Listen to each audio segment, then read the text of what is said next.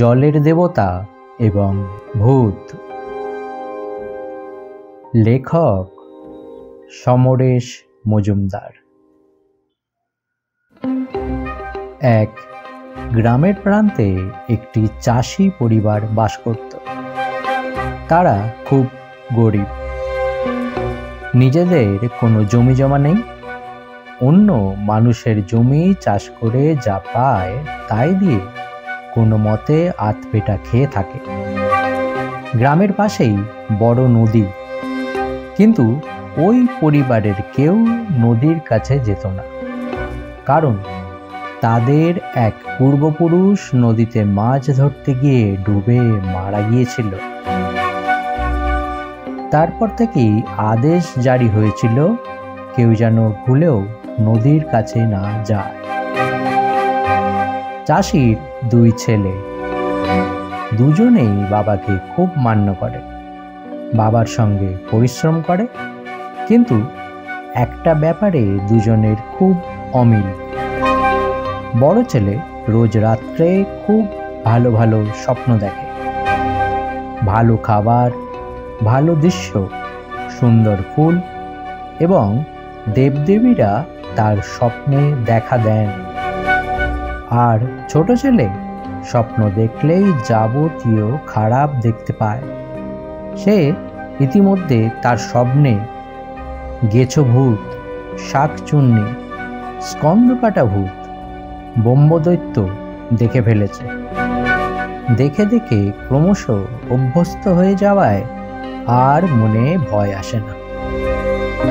সকালবেলায় চাষি কাজ খুঁজতে যাওয়ার সময় বড় ছেলেকে জিজ্ঞাসা করে,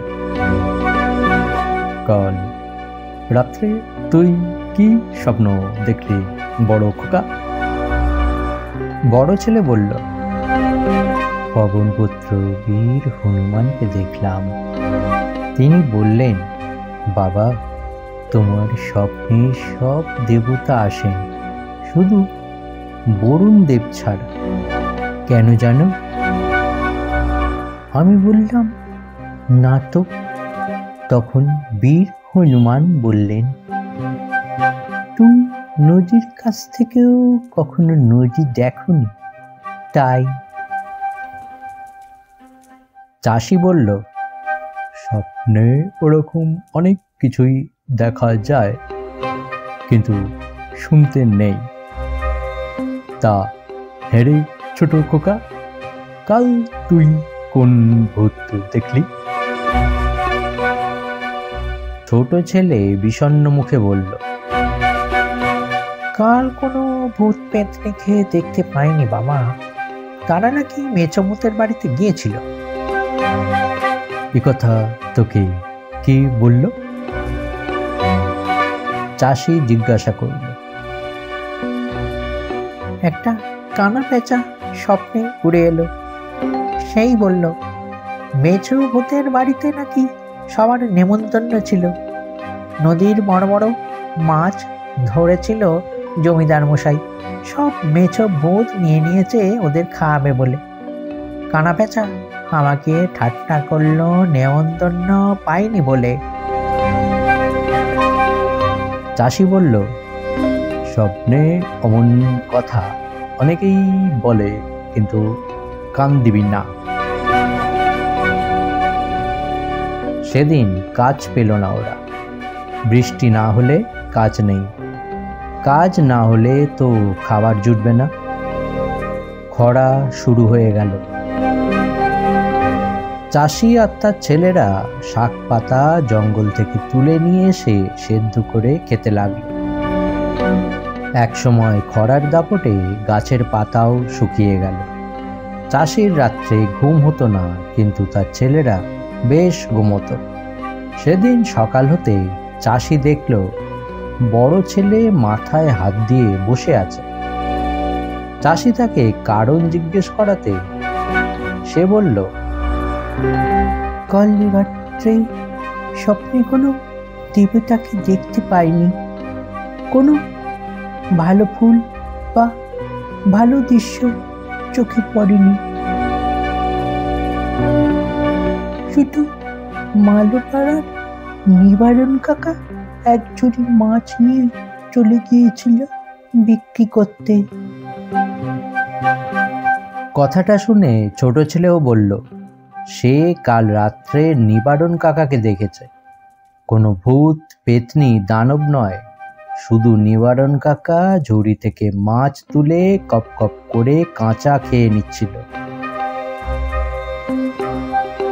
এসব শোনার পর চাষি ঠিক করলো, আর নয়, এখান থেকে ছেলেদের নিয়ে দূরে কোথাও চলে যেতে হবে। কাজের অভাবে খাবার জুটছে না, তার উপর ছেলেরা যদি শুধু মাছের স্বপ্ন দেখতে আরম্ভ করে তাহলে হয়তো একদিন নদীতে মাছ ধরতে যেতে চাইবে। অতএব পুডলা পুডলি নিয়ে ওরা রওনা হলো। গ্রাম ছাড়িয়ে প্রান্তর, প্রান্তর ছাড়িয়ে বন, যাচ্ছে তো যাচ্ছেই। শেষে খিদে তেষ্টায় ক্লান্ত হয়ে ওরা একটা বটগাছের নিচে বসে পড়ল। ঠিক তখনই একজন সাধু পুরুষ সেখানে এসে দাঁড়ালেন। তাকে দেখে চাষি প্রণাম করে বলল, বাবা, আমরা কাজ করে পেট ভরাতে চাই, আপনি আমাদের পথ বলে দিন, কোথায় গেলে কাজ পাবো? সাধু পুরুষ বললে, বলতে পারি, কিন্তু একটা শর্তে।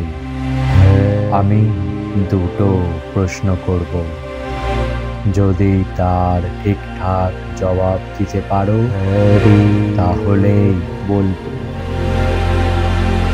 চাষি বলল, আমি মূর্খ মানুষ, আমি কি করে উত্তর দেব? সাধু পুরুষ বললেন, থাক তাহলে। তখন বড় ছেলে বলল, বাবা, আমি যদি উত্তর দেওয়ার চেষ্টা করি? সাধু পুরুষ বললেন, বেশ তো, প্রথম প্রশ্ন হলো, কোন ফুল ঝরে না? দ্বিতীয় প্রশ্ন হলো, মৃত্যুকে কে ভয় করে না? বড় ছেলে একটু ভাবল, তারপর বলল, উত্তর যদি ভুল হয়? ভুল হলে কিছুই পাবে না, তোমরা দুজন দূরে গিয়ে দাঁড়াও, আমি ওর দেয়া উত্তর তোমাদের সামনে শুনব না। চাষি আর তার ছোট ছেলে অনেকটা দূরত্বে গিয়ে দাঁড়ালে বড় ছেলে বলল, প্রথম প্রশ্নের উত্তর আমি জানি। রোজ রাত্রে আমি সুন্দর ফুল দেখি, সেটা কখনো শুকোয় না, ঝরে যায় না, কারণ সে ফুটেছিল স্বর্গে নন্দন কাননে।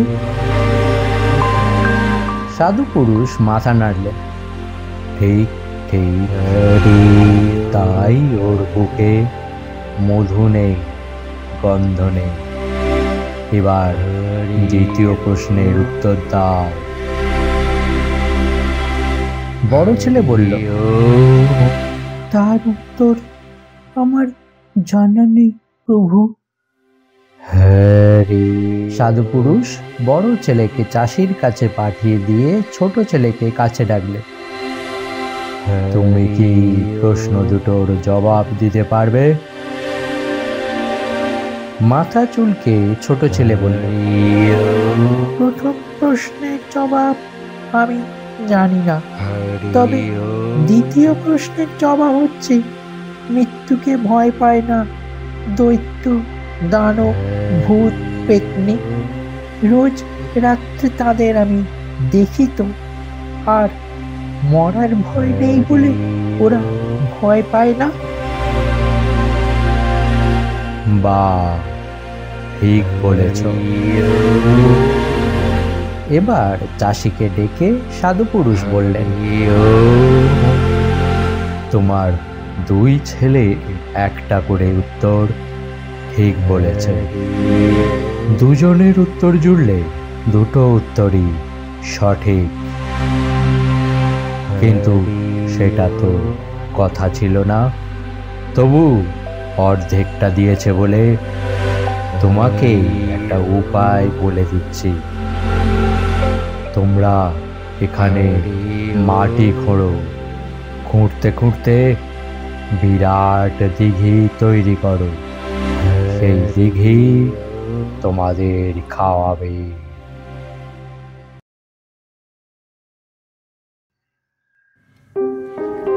উপদেশ মতো দিঘি তৈরি হলো। দিঘিতে প্রচুর মাছ হলো। সেই মাছ খেয়ে ওরা দিব্যি ছিল। কিন্তু এক রাত্রে বরুণদেব চলে এলেন বড় ছেলের স্বপ্নে। এসে খুব রাগ করলেন তাকে পুজো না করে দিঘি কাটা হয়েছে বলে।